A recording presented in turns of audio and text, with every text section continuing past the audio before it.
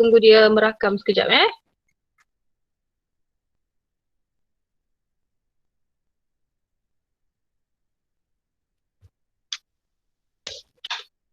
Okey, jadi sementara tengah menunggu butang rakam tu, untuk tajuk ni kita akan tengok 9.4, tajuk asimilasi.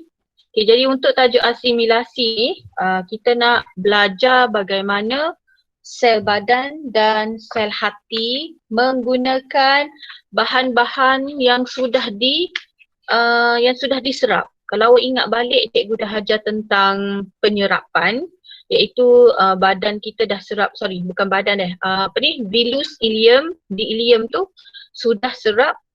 Kalau kita makan karbohidrat, dia sudah serap dalam bentuk glukosa, fruktosa, galaktosa. Okay, kemudian kalau kita makan protein, dia sudah serap dalam bentuk asid amino. Kalau lipid dalam bentuk asid lemak dan glycerol. Sebab sebelum nak serap tu dia kena dalam bentuk ringkas dulu. Kemudian bila dah serap, hari ni kita nak tengok asimilasi. Jadi dalam tajuk ni, murid boleh memerihalkan peranan sistem peredaran dalam asimilasi makanan tercerna. Maksudnya murid boleh menerangkan peranan sistem peredaran darah tu dalam asimilasi makanan tercerna. Dan kemudian murid boleh membincangkan fungsi hati. Maknanya untuk tajuk ni awak boleh terangkan tentang fungsi hati dan kaitannya dengan asimilasi makanan tercerna. Okey. Okey, cikgu akan share screen. Jadi tajuk hari ni agak susah sikit lah. Sebab dia berkaitan dengan hati. Jadi awak kena fokus sikit.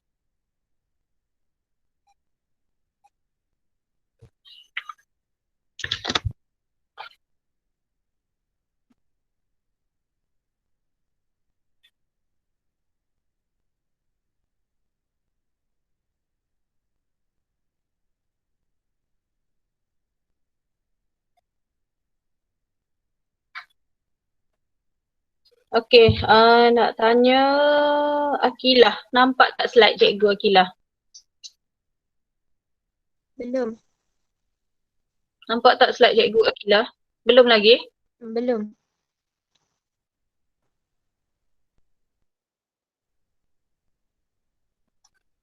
Tak nampak lagi? Kalau nampak bagi tahu deh.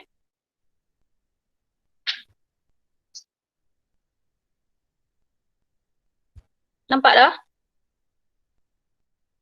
Dah. Dah Okey. cikgu. Okey. Okey, thank you. Okay, jadi hari ni kita nak tengok tentang asimilasi. Jadi cikgu nak awak tulislah asimilasi ni maksud dia apa? Guna. Tolong tulis. Sebab apa? Sebab biasanya pelajar-pelajar yang dulu-dulu dia akan tanya cikgu pula bila naik form 5 dia akan tanya, cikgu asimilasi tu apa?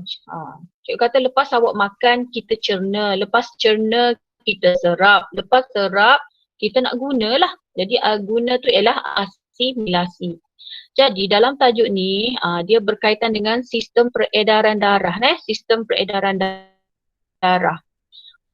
Okey, jadi untuk sistem peredaran darah ni kita kena tahu dululah sistem peredaran terdiri daripada sistem peredaran darah dan sistem limfa.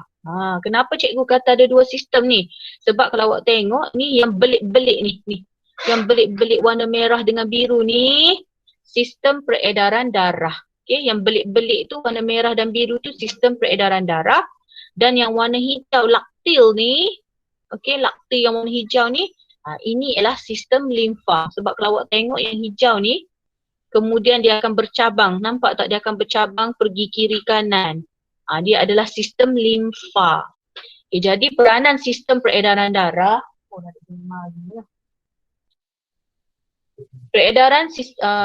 sistem peredar gangguan. Peranan sistem peredaran terdiri daripada sistem peredaran darah dan sistem limfa. Jadi apa fungsi sistem limfa, sistem peredaran darah ni ialah untuk membantu mengangkut nutrien yang sudah diserap tadi. Kan awak dah belajar dia dah serap masuk dalam laktil, serap masuk dalam kapilari darah. Jadi bila dah serap-serap, maka fungsi sistem peredaran dua tadi tu, peredaran darah dan sistem limfa, ialah untuk mengangkut nutrien untuk diasimilasikan, untuk diguna. Nak guna mana cikgu? Dia nak hantar ke hati dan dia nak hantar ke sel badan. Cikgu ulang sekali lagi deh. Okay. Kita dah belajar kelas sebelum ni, kita dah makan. Bila kita makan karbohidrat, dia tukar dalam bentuk ringkas jadi glukosa, fruktosa, galaktosa. Okey, kemudian kalau makan protein dia tukar dalam bentuk asid amino, kalau makan lipid dia tukar jadi asid lemak dan glycerol. Jadi semua bahan-bahan tu akan serap masuk dalam vilus ni. Ni struktur vilus ni, unjuran jari ni bentuk jari. Cikgu lukis satu saja. Sebenarnya dia ada banyak kecil-kecil banyak. Tapi sebenarnya dia ada banyak deh. Okey, jadi bila dah serap masuk, ada yang masuk dalam laktil warna hijau ni. Ada yang diserap masuk dalam sistem peredaran darah yang warna merah biru ni. Jadi bila dah serap masuk, fungsi sistem peredaran darah dan sistem limfa ni lah yang membantu mengangkut nutrien-nutrien, asid amino, asid lemak glycerol, apa lagi, glukosa, untuk hantar ke hati, untuk hantar ke sel badan supaya boleh digunakan. Jelas dah. Okay. Kapilari darah di usus kecil akan bergabung membentuk vena portal hepa yang membawa darah ke hati. Jadi kalau nampak ni belik ni salur darah ni. Belik salur darah ni nanti dia akan keluar ni, keluar ni, bawa keluar bahan-bahan tadi, bawa keluar asid amino, bawa keluar vitamin B, C, bawa keluar glukosa, pergi ke hati melalui satu salur yang dipanggil vena portal hepa. Boleh ingat? Bila dia dah angkut masuk dalam kapilari darah, awak nampak tak dia macam ada keluar ni, nak keluar ni. Nanti dia akan bertemu di vena portal hepa, lalu bawa ke hati. Okay, keluar daripada vilus ni, dia akan bawa pergi ke hati. Katakan contoh, okay, keluar ni nak pergi ke hati. So nak pergi ke hati ni, dia ada satu salur ni nak bawa bahan-bahan tu yang dipanggil vena portal hepa. Okay. Itu yang pertama, itu tentang kapilari darah. Okay, yang kedua, laktil pula. Laktil yang warna hijau dalam gambar ni, pula awak nampak tak dia macam besar ni, ada belah kiri, ada belah kanan. So nanti laktil ni bila dia keluar, dia bawa apa? Dia bawa asid lemak dan glycerol. Dia bawa vitamin adik. Ingatkan laktil ni L. Cikgu kata laktil ni dia angkut apa? Dia angkut lemak, bahan-bahan berunsurkan lemak. So dia angkut dia angkut asid lemak dan glycerol dan vitamin adik. Jadi bila dia angkut, laktil ni akan bergabung membentuk salur limfa. So maknanya awak kena tahulah, bila dia keluar nanti dia akan bawa ke salur limfa. Okay. Kandungan salur limfa akan memasuki ductus thorax. Kemudian daripada salur limfa tu dia akan masuk pula ke ductus thorax. Ductus thorax bawa lagi bahan-bahan tu ke vena subclavicle kiri dan diangkut oleh darah lagi hantar ke seluruh sel badan. Tentang gapo ni cikgu saya tak faham. Ni nak oyaknya, ni nak bagi tahunya ke mana bahan tu diangkut. Bila dah angkut barulah boleh hantar ke hati, barulah boleh hantar ke sel badan. Jadi kalau awak tengok tadi, kapilari darah ni dia bawa bahan-bahan tu ke mana? Ke hati melalui vena portal hepa. Ada satu salur nama dia vena portal hepa. Cara cikgu ingat ialah hepa-hepa ni hati. Okay, vena portal hepa. Kalau cikgu ajar macam ni, vena pergi ke hati. Vena portal hepa. Vena bawa pergi ke hati. Vena portal hepa. Dari mana dia bawa? Dari kapilari darah. Okay. Kemudian kalau laktil pula, awak ingat macam ni. Laktil ni angkut bahan yang berlemak. So dia bawa asid lemak glycerol, dan vitamin A, D. Tetapi, ada tetapi pula. Tajuk ni dia memang cikgu kata payah lah. Jadi aku pernah dengar balik. Sebelum ni kita belajar, bila masuk dalam ni, bila lemak masuk, lipid masuk dalam laktil kan, bila dia melepasi dia nak masuk ni, kan sebelum dia masuk tu dia jadi asid lemak dan glycerol, lipid. Dia dipecahkan, dihidrolisis menjadi asid lemak dan glycerol. Tetapi, ada tetapi. Tetapi bila dia masuk dalam laktil, dia menjadi titisan halus lipid. Dia masih lagi asid lemak glycerol, cuma bila dia masuk je dalam laktil, dia jadi titisan halus lipid. Maknanya awak kena tukar nama dia. Memanglah dia asid lemak glycerol, cuma bila dia masuk sahaja dalam laktil, masuk je dalam laktil, dia ditukarkan. Dia berlaku proses kondensasi menyebabkan asid lemak glycerol tadi membentuk titisan halus lipid. Maknanya dia jadi lipid balik lah cikgu. Ya, dia jadi lipid balik tapi dalam bentuk titisan halus. Dan dari situ dia dibawa ke kiri dan ke kanan melalui salur limfa. Dari salur limfa ia akan masuk ke ductus thorax. Ductus thorax sebelah kiri bawa ke vena subclavicle kiri. Vena subclavicle kiri ni salur limfa. Bawa pula pergi ke jumpa pula dekat jantung nanti. Sebab tu dia kata dan diangkut oleh darah. Darah hantar ke semua sel badan. Okey. Sebab tu cikgu lama ni terangkan ni. So cikgu ada buat ringkasan untuk awak supaya senang awak nak hafal. Okey, jadi cikgu back balik dah. Cikgu akan beri slide ni kepada awak lah untuk mudah awak hafal. Okey, so bayangkan balik dari vilus di ileum. Okey, dari vilus di ileum tadi. Okey. Jadi kapilari darah, dalam kapilari darah tu dia angkut fruktosa, glukosa, galaktosa, asid amino, air, vitamin B dan C. So ingatlah apa-apa yang awak makan yang sudah dicerna jadi fruktosa, glukosa, galaktosa, asid amino, air, vitamin B dan C akan masuk dalam kapilari darah.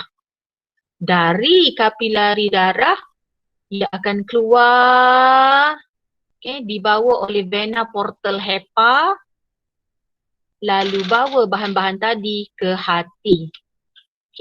Untuk apa? Bila hati dah terima, hati akan metabolisme makanan-makanan tercerna tadi. Dia akan bakar makanan-makanan tercerna tadi dan dia akan buat penyah toksikan, dia buang minyak toksin dan dia simpan nutrien yang tadi, yang ada semua ni lah.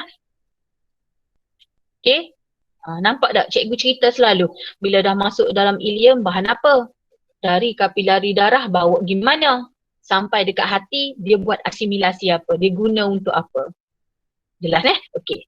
Kemudian dari laktil pula. Dari laktil yang masuk tu ialah asid lemak, glycerol, vitamin A, D.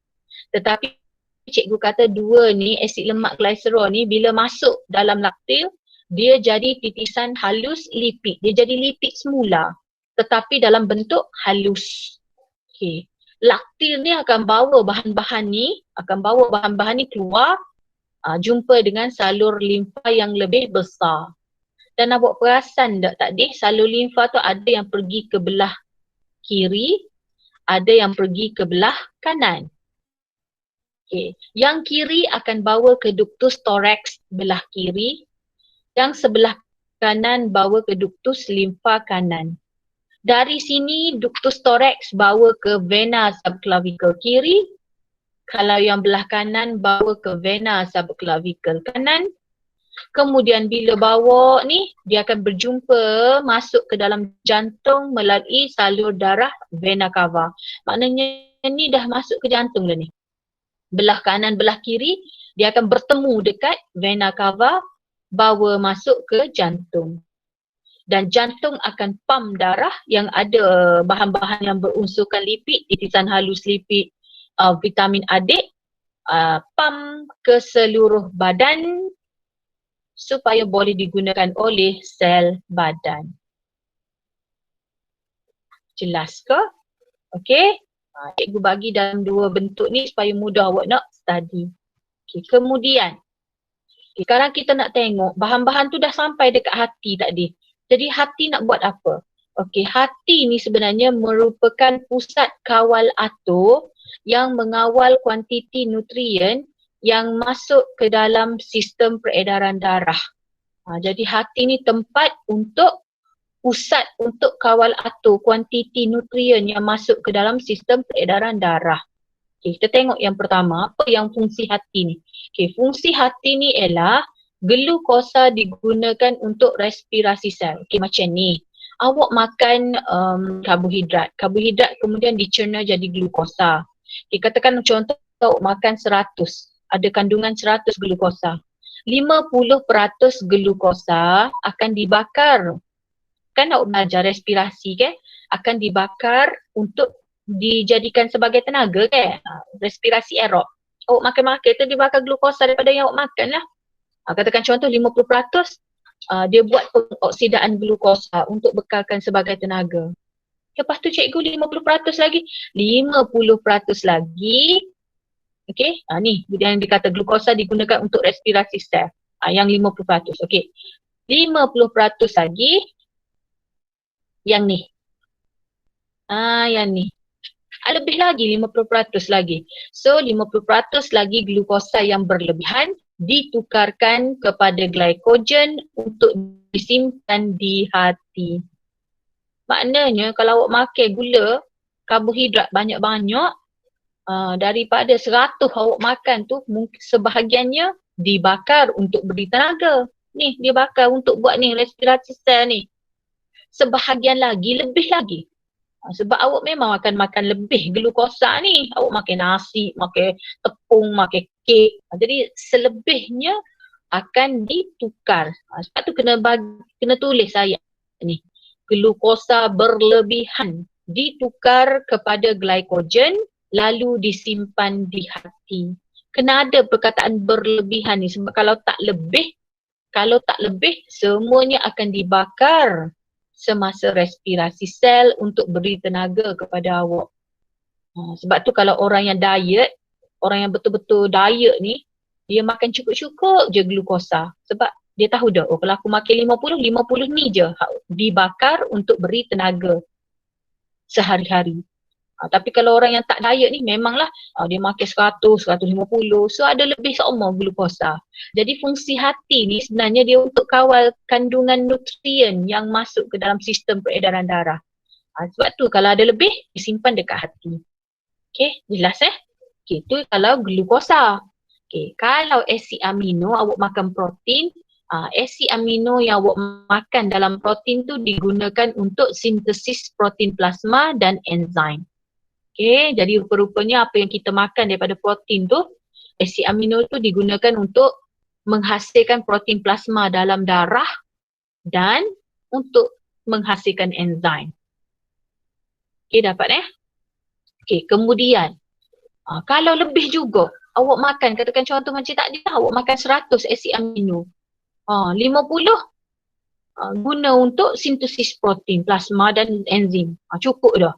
Lebih lagi cikgu, 50 lagi. Saya makan protein banyak. Saya makan daging, saya makan ayam, saya makan kacang, saya makan apa lagi, telur, banyak lebih protein. So lebih-lebih protein tu, dia tak boleh ada dalam badan awak. Okay, jadi hati akan buat pendiaminaan. Okay, dia akan buat proses pendiaminaan. Ada aminan. Awak tengok cikgu besarkan tulisan ni. Aminaan. Amina ni ialah asid amino. Amina, asid amino yang lebih-lebih akan ditukar menjadi urea dan urea dibawa ke ginjal melalui dan awak keluar kencing, awak kencing menghasilkan urea. Cikgu ulang sekali lagi, kalau awak makan lebih juga, lebih, ada lebih lagi 50 asid amino. Asid amino lebih-lebih dia tak boleh simpan dalam badan, dia jadi toksik. So dia akan, hati akan buat pendiaminaan. Apa dia pendiaminaan ni? Amino. Oh, asid amino yang lebih-lebih ditukar jadi urea dan urea akan dibawa ke ginjal akan proses keluar sebagai air kencing. Maknanya bila awak kencing, awak keluar urea. Faham? Okey. Kemudian, apa lagi fungsi hati ni? Fungsi hati ni ialah menyingkirkan bahan toksik daripada darah. Kok awak ada termakan bahan toksik daripada apa? Daripada ubat ke apa ke? Jadi sel hati ni dia memproses bahan toksik daripada darah dan dari situ bahan-bahan toksik akan dihantar ke ginjal dan dibuang melalui air kencing. Sebab tu ada pelajar tanya kalau tak silap cikgu minggu lepas ke ataupun kelas sebelum ni, ada pelajar tanya, cikgu ada siapa mak saudara dia ke siapa yang ada masalah hati tu. Lepas tu mata jadi kuning. Maknanya hati tu dah tak boleh nak buat dah benda ni. Dah tak boleh nak singkir bahan toksik. Dah tak boleh nak buat pendiaminaan. Okey. Dah tak boleh nak simpan glycogen sebab hati tu ada masalah. Nanti dekat hujung nanti kita akan belajar apa penyakit yang berkaitan dengan hati. Okay, hati tak boleh nak buat dah ni. Nak singkir bahan toksin tak boleh. Sebab tu hati dia dirosak. Lepas tu mata jadi kuning, kulit jadi kuning. Okay? Ada nak tanya ke setakat ni?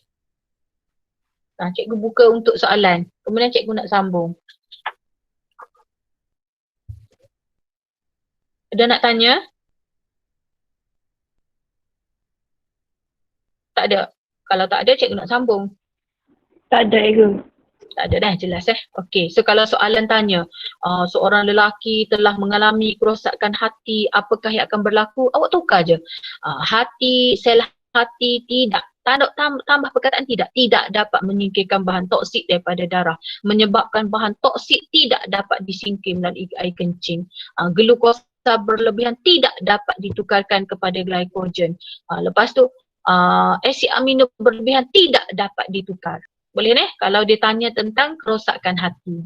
Okey, so inilah yang cikgu kata tadi, penyakit sirosis hati. Okey, awak nampak kan dalam buku awak dia bagi dua gambar. Dia bagi hati sehat, hati normal. Okey, yang ni hati normal, sehat. Dan yang ni ialah hati pesakit sirosis. So nampak tak kalau kita ni sehat, biasa je kulit kita. Tapi kalau orang tu hati dia rosak, awak nampak tak kulit kuning, mata kuning. Okey, kita baca sikit apa sirosis hati. Okey, sirosis hati ni ialah merupakan penyakit hati disebabkan oleh mungkin ada pengambilan alkohol. Sebab tu kalau kita baca kajian, ada kajian mengatakan penduduk barat lebih ramai menghidap penyakit hati, sirosis hati. Kenapa?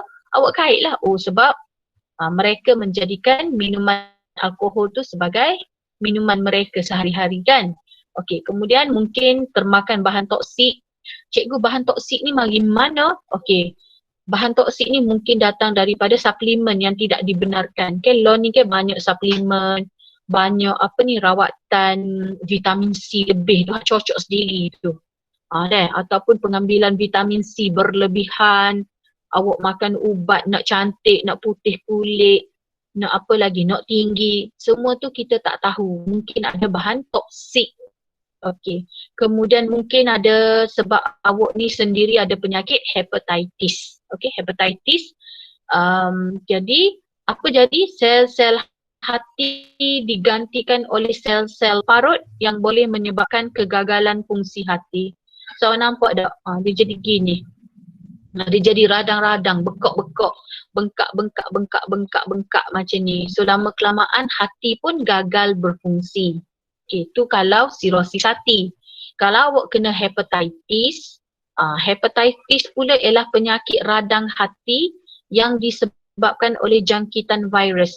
Ada jangkitan virus. Yang ni Yang ni nak buat macam mana ke? Kita dah makan ikut aturan dah, kita dah jaga ni tapi terkena jangkitan virus, maka terkenalah penyakit hepatitis. Okey, ataupun mungkin sebab pengambilan bahan toksik atau tindak balas autoimun. Autoimun ni ialah penyakit SLE. Kita akan belajar di bab hadapan nanti. So awak nampaklah deh, ni penyakit sirosis hati, yang ni penyakit hepatitis. Habis hati jadi rosak.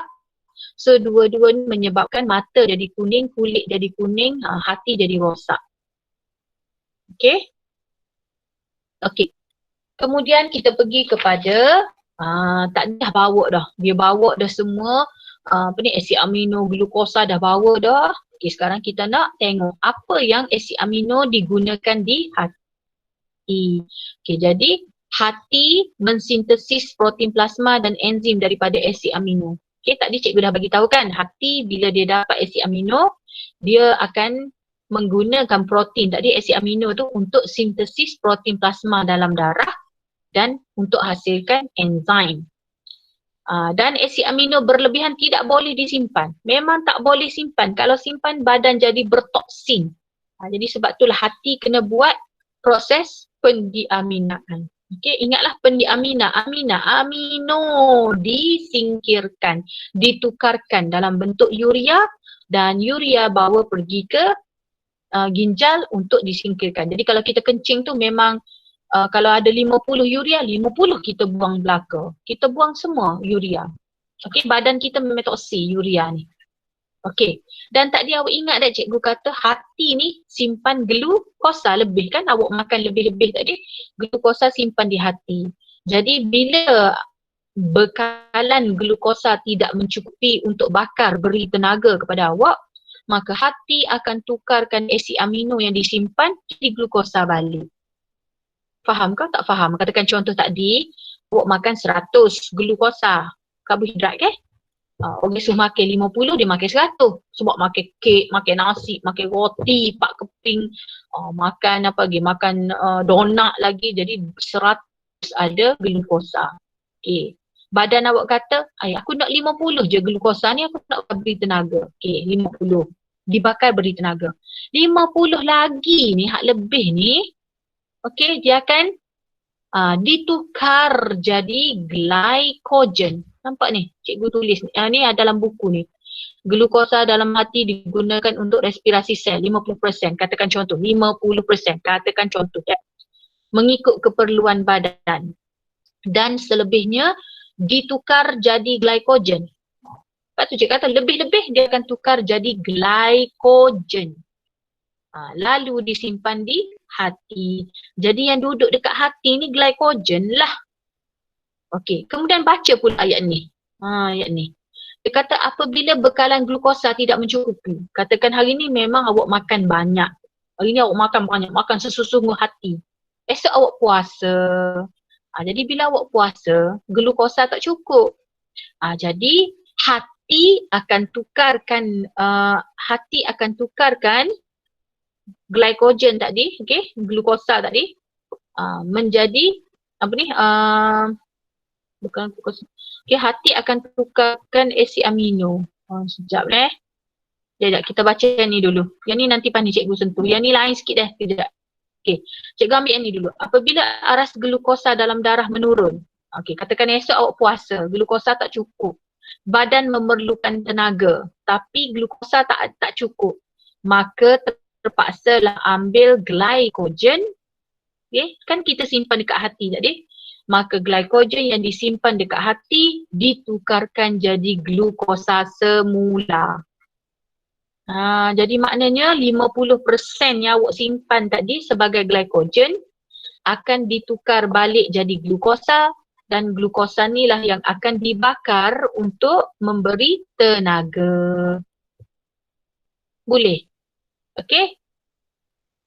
Apabila simpanan glycogen mencapai tahap maksimum. Okey, hati simpan glycogen, simpan, penuh. Hati kata, bola, banyak dan ni. Okey, maka glukosa yang awak makan jika berlebihan juga. Glukosa berlebihan jika berlebihan juga awak makan. maka hati kata tak nak, terpaksalah ditukar menjadi lemak. Sebab tu jadi gemuk tu. Faham? Dia tukar jadi tisu adipus pula. Tisu adipus ni lah duk bawah kulit ni. Dia jadi gemuk tu. Boleh? Okey? Okey.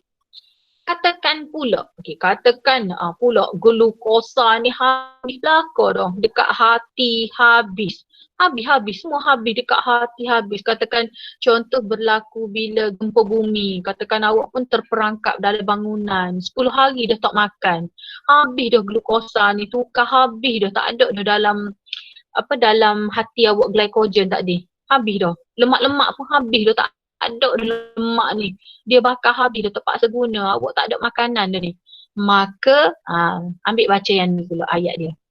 Apabila bekalan glukosa tidak mencukupi, maka keadaan terlalu darurat ni, hati terpaksa menukar asid-asid amino protein tu jadi glukosa. Dia boleh macam tu. Okay, hati ni boleh. Bila keadaan terlalu darurat, awak dah banyak hari dah tak makan, glukosa memang dah habis dah. Glukosa yang ada di hati sudah ditukar dah. Okay, glycogen yang ada di hati sudah ditukar dah. Lepas tu asid lemak tak ada. Bukan asid lemak apa ni, yang glukosa berlebihan jadi lemak ni tukar dah. Awak dah kering dah ni. Jadi untuk survival awak, hati akan tukarkan asid amino menjadi glukosa. Jadi sebab tu kadang-kadang kalau awak tengok berita ke orang yang tersepit celah bangunan runtuh ke, tak makan ke, dalam hutan ke, kadang-kadang bila orang jumpa dia 4-5 hari masih hidup lagi. Tapi jumpa dalam keadaan kurus kering. Kenapa? Sebab mula-mula ni badan kita dia akan guna glycogen lebih-lebih tukar jadi glukosa. Habis juga tak ada. Glukosa yang berlebihan tukar jadi tisu adipus lemak-lemak tadi akan dibakar jadi glukosa. Akan ditukar jadi glukosa dan dibakar untuk beri tenaga. Tak ada juga. Dia akan tukar asid amino menjadi glukosa. Okey? Jelas tu proses asimilasi dalam hati. Okay, kemudian dalam sel pula.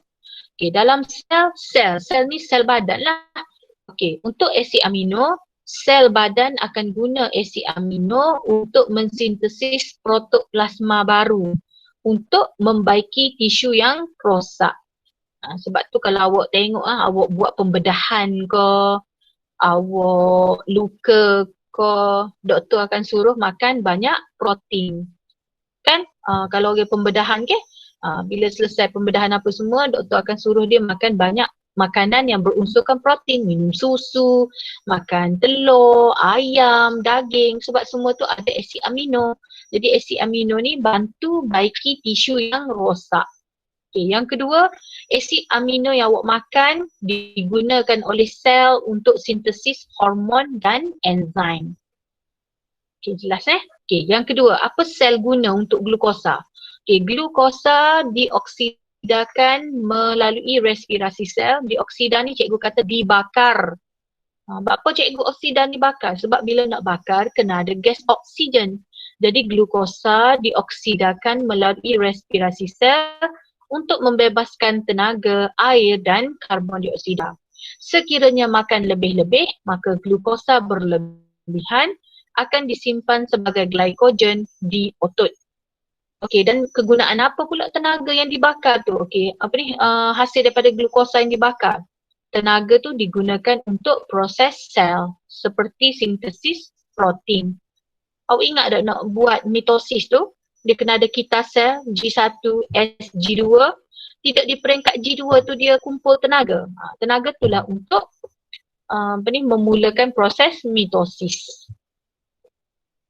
Okey, dan akhir sekali lipid yang awak makan-makan tu apa sel akan guna? Okey, lipid seperti fosfolipid dan kolesterol ialah komponen utama yang membina membran plasma. Jadi walaupun lipid ni kita kata takutlah nak makan lipid, takut gemuk. Tapi lipid sebenarnya ada fungsi juga.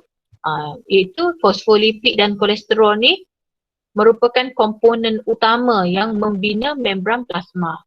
Lemak yang berlebihan, yang awak makan lebih-lebih sangat tu, akan disimpan dalam tisu adipos yang terdapat di bawah kulit dan berfungsi sebagai tenaga simpanan. Ingat tak tadi cikgu kata bila semua dah habis dah, glycogen dah habis, maka terpaksalah badan kita guna tisu adipos sebagai tenaga simpanan. Dalam keadaan kekurangan glukosa, lemak terpaksa dioksidakan untuk membebaskan tenaga.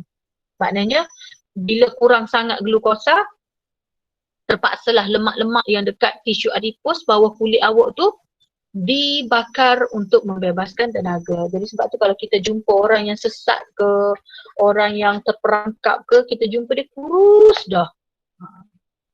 Okey, setakat ni ada nak tanya?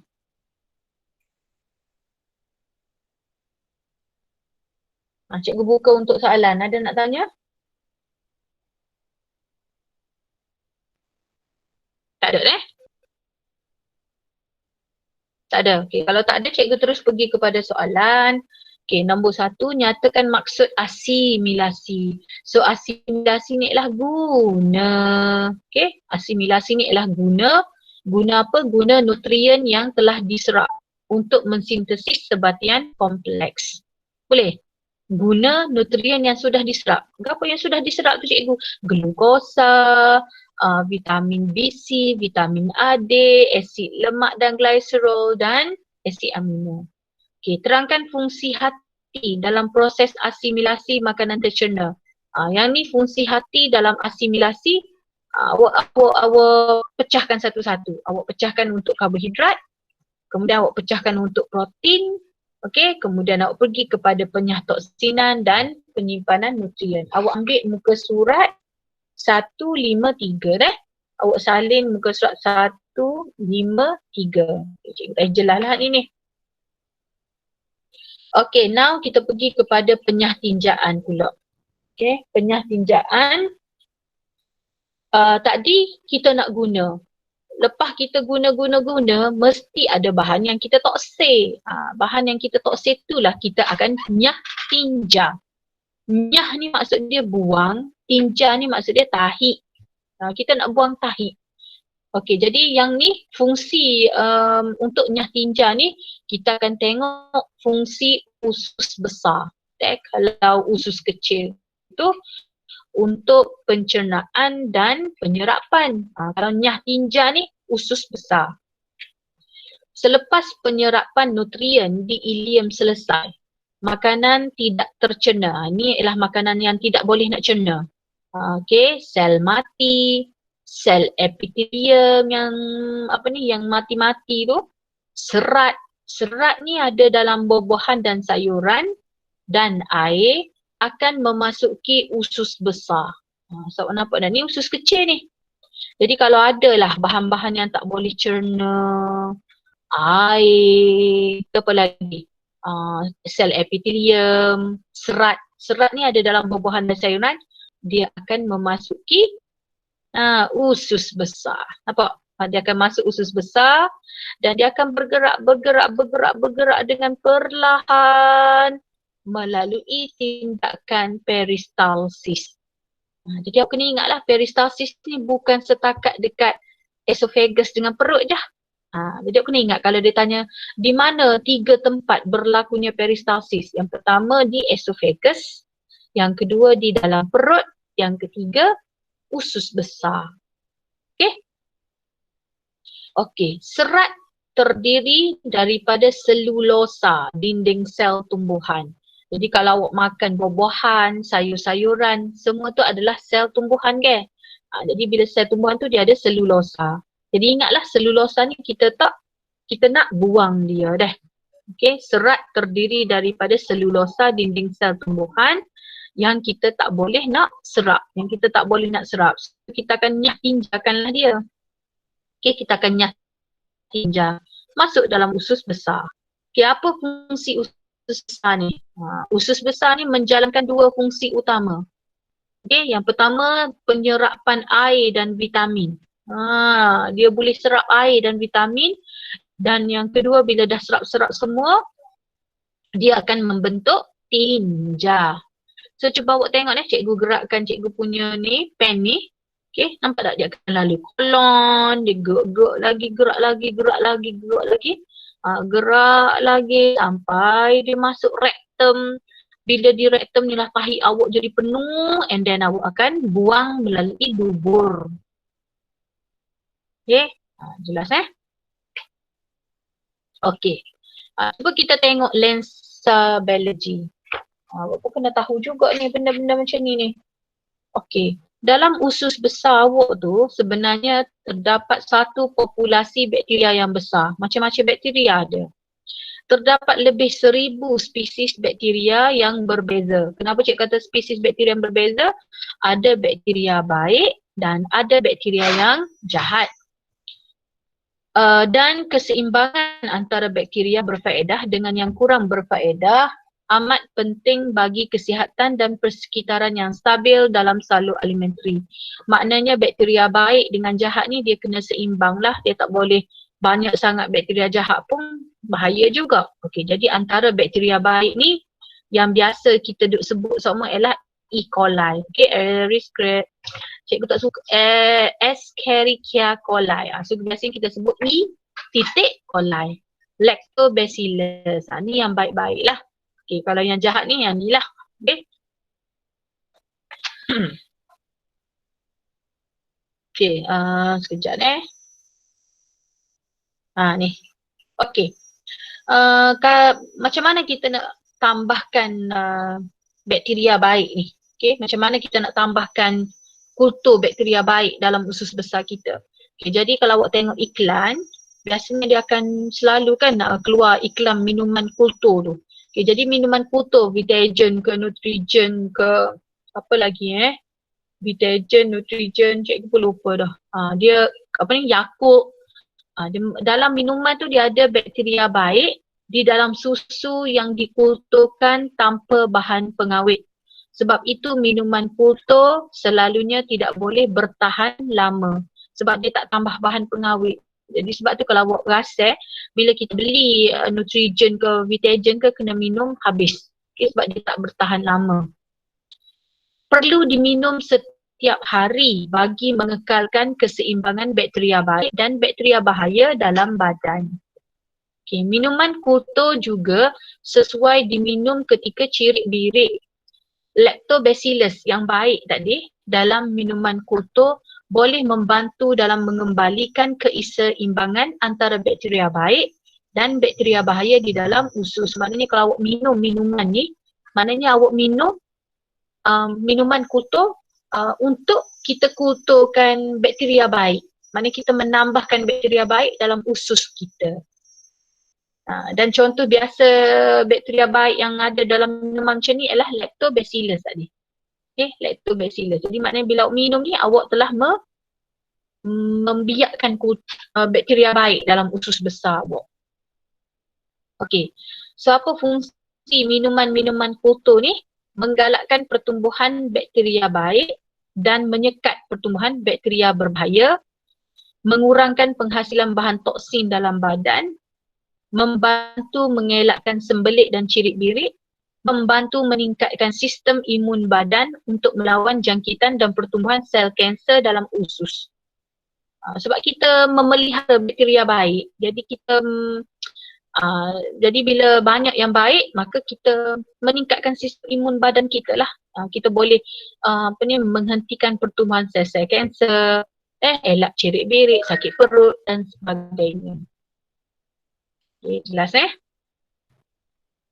Okay, sekarang kita nak tengok fungsi usus besar. Tadi cikgu kata fungsi usus besar ni untuk serap air dan vitamin. Jadi maksudnya, katakan contoh masih ada air dan vitamin dalam makanan yang nak kita buang tadi. Kan fungsi usus besar ni untuk penyah tinjaan. Tapi kalau masih ada air, masih ada garam mineral, maka usus besar akan serap bahan-bahan yang masih ada, yang berguna. Seperti apa? Seperti air, seperti garam mineral, seperti hasil sampingan metabolisme sesetengah bakteria. Contoh vitamin B, vitamin K dan asid folik. Cikgu mari mana vitamin B, K dan asid folik ni? Vitamin B, K dan asid folik ni dia datang daripada bakteria-bakteria baik dalam usus. Jadi kalau ada bahan-bahan ni, semua bahan-bahan ni air, garam mineral, vitamin B, vitamin K, asid folik akan diserap masuk ke dalam badan semula. Okay? Dia akan serap masuk dalam badan semula. Jelas deh. Okay? Okay. Tu ya kalau ada bahan-bahan yang baik. Sekarang kita nak tengok pembentukan tinja pula. Bagaimana tinja ni boleh berlaku? Okay, kalau bahasa kita kat tahik lah ni. Tahik, okay. Setelah air diserap. Kan tadi cik kata dalam makanan-makanan kita tu mungkin masih ada air. Jadi dia pun seraplah air. Setelah air diserap, serap, sisa yang tinggal berupa separa pepejal disebut tinja. Serap dah air, masuk dah. Jadi sekarang makanan yang kita nak buang tadi tu, cikgu panggil makanan tadi sebab tadi ada sel mati, ada ke apa tadi? Sel mati, sel epitelium, ada apa serat, semua-semua tu akan jadi bentuk separa pepejal. Apa cikgu separa pepejal? Maknanya separa keras. Yang kita panggil tinja. Awak jangan tulis tahik deh. Awak kena tulis tinja. Jadi dalam tinja ni ada apa? Tinja mengandungi sel mati yang terdiri daripada lapisan dalam usus, bahan buangan seperti pigmen hempedu, bakteria dan bahan toksik. Sebab itulah kalau awak tengok tahik kita tu, lain hari lain bang dia. Okay, lain-lain. Warna tekstur pun lain-lain. So dia berdasarkan apa yang ada dalam tinja awak tu. Kadang-kadang ada pigmen hempedu, kadang-kadang ada bakteria, ada bahan toksik. Okay. Dinding usus besar merembeskan mukus untuk melicinkan pergerakan tinja. Kalau awak tengok tadi tinja ni usus besar tu kan panjang. Jadi macam mana dia nak tolak tinja awak tu bergerak? Jadi dinding usus besar tu dia boleh merembeskan mukus yang akan menolak, melicinkan pergerakan tinja sampai ke dubur. Dan masa dia bergerak tu selama 12 hingga 24 jam. Sebab tu kalau awak makan, pagi esok berok. Ataupun makan pagi ni, malam kali baru sakit perut nak berok. Kenapa? Sebab dia ambil masa 12 hingga 24 jam untuk bergerak sebelum memasuki rektum. Tinja akan terus dikumpulkan dalam rektum sehingga penuh. Dia kumpul sebab tahu tak rasa nak berok lagi. Sebab dia bergerak dah sampai dia tak penuh lagi. Bergerak sampai penuh dekat rektum. Sehinggalah dia penuh. Bila penuh, tekanan dalam rektum meningkat, dah penuh dah ni. Okay, so menyebabkan keinginan untuk menyingkirkan tinja daripada badan.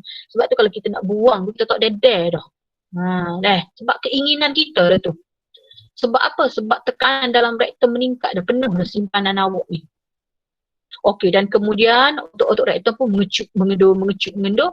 Serah peluh, rejak tu nak keluar tinja daripada dubur. Maka proses ini dipanggil penyah tinjaan. Jadi proses awak buang awak tu dipanggil penyah tinjaan.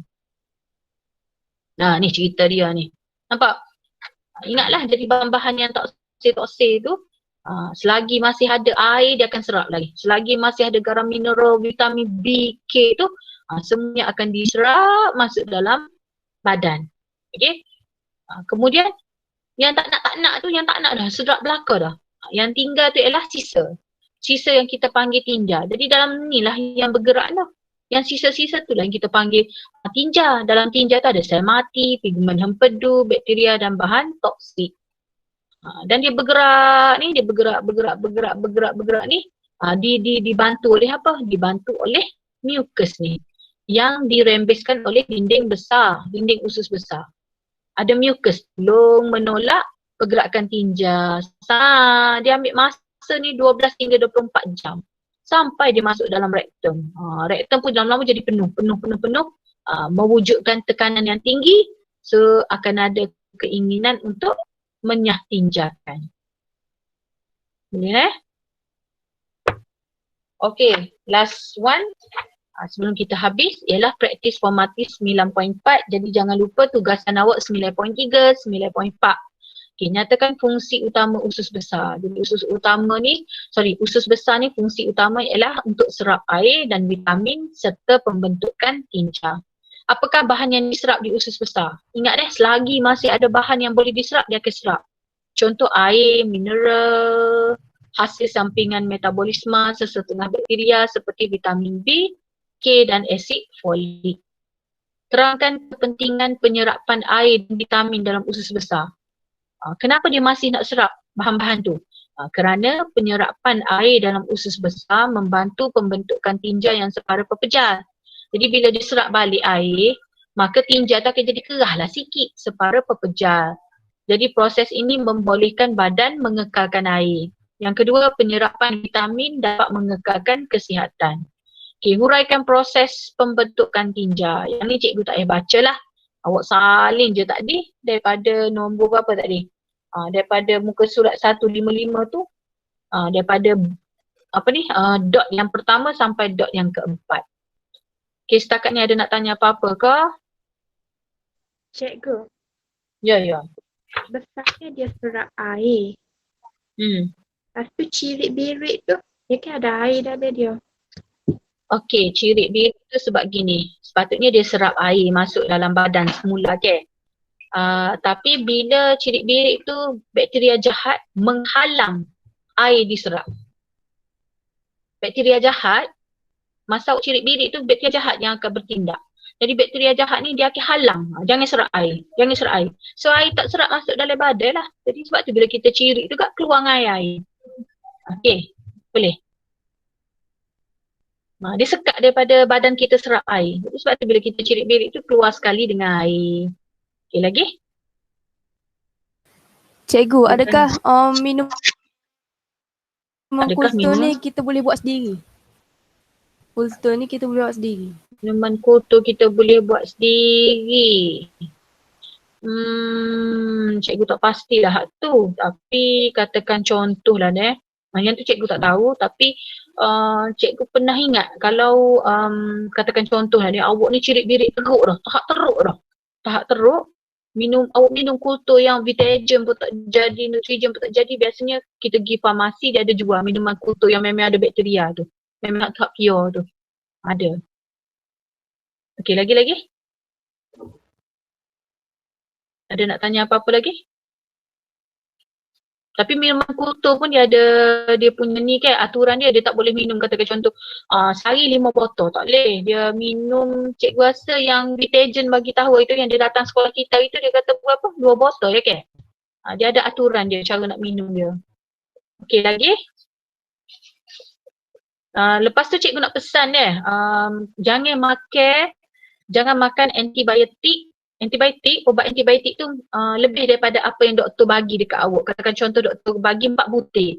4 butir tu memang cukup-cukup untuk bunuh bakteria yang masa tu awak sakit apa-apalah. Tapi kalau awak makan lebih sendiri, beli pula, makan sendiri. Antibiotik yang awak makan lebih tu akan membunuh bakteria baik dalam usus besar awak. Jangan makan lebih. Makan yang doktor bagi cukup-cukup je. Okey, lagi ada nak tanya? Ada?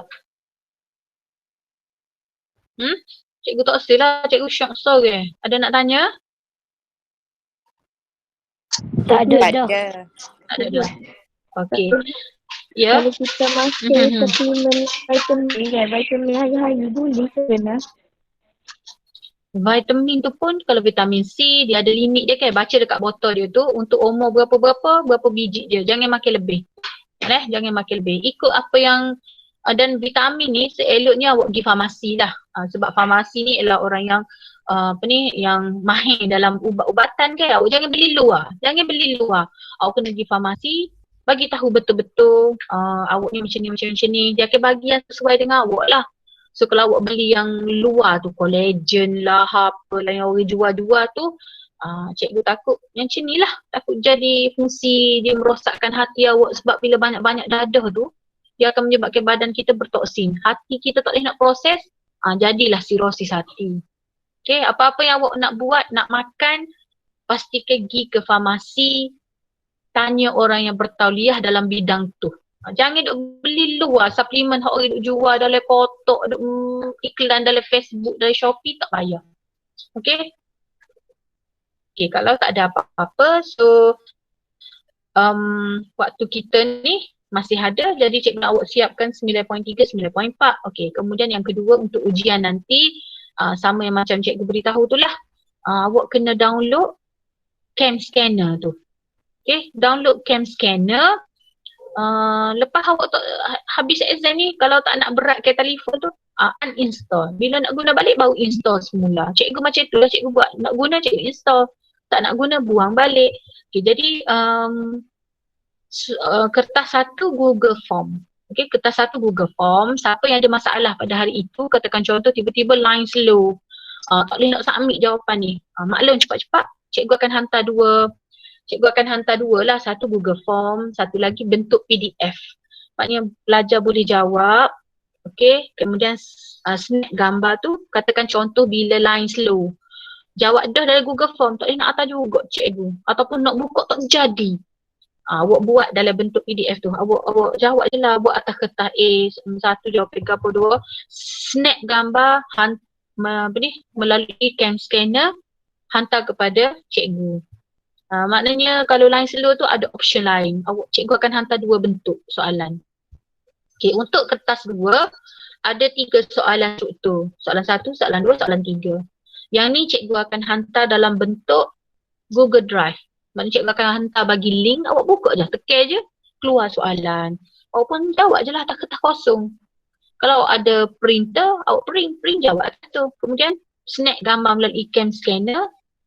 Nanti cikgu akan beri borang untuk upload jawapan. Tak reti cikgu, saya tak reti nak upload jawapan kat ni. Tak apa, hantar melalui cam scanner juga. Ambil gambar melalui cam scanner, hantar cikgu. Tak ada masalah, asalkan jawab. Kalau ada apa-apa masalah, line slow ke apa, bagi tahu. Okay, pada hari kejadian tu cikgu. Tak ada masalah.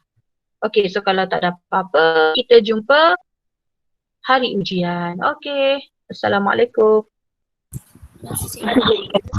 Thank you. Terima kasih cikgu.